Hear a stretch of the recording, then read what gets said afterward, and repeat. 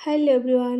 তো আজকে রান্না করব পিয়ালি মাছ। কালকে এই মাছগুলো রেখেছিলাম, তো কালকেই কেটে ফ্রিজের মধ্যে রেখে দিয়েছিলাম। তো আজকে রান্না করব।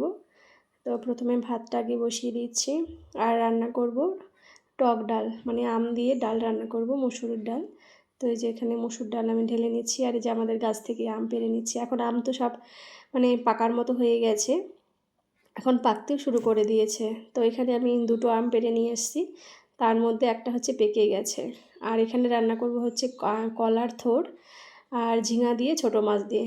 তো দেখুন এই যে আমটা না পেকে গেছে, আমি এক সাইড খেয়ে নিয়েছি, মানে মিষ্টি মিষ্টি লাগছিল। আর একটা আম কাঁচা ছিল।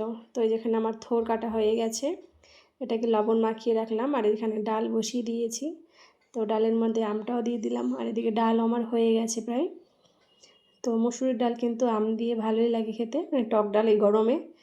আর এখানে রান্না যে করছি পিয়ালি মাছ দিয়ে আর ঝিঙে দিয়ে মাখা মাখা করেই করেছি, আর কলার থোড় ভেজেছি। তো এই হচ্ছে আজকে রান্না বান্না। গরমের মধ্যে অত কিছু রান্না বান্না করতে ইচ্ছে করে না, আর একটু ডাল হলে বেশি ভালো হয়। তো যেখানে এখন ভাত বেড়ে নিয়েছি আমার জন্য আর হাজব্যান্ডের জন্য। ছেলে তো খেয়ে স্কুলে চলে গেছে আগেই। তো কেমন লাগলো ভিডিওটা আপনাদের জানাবেন।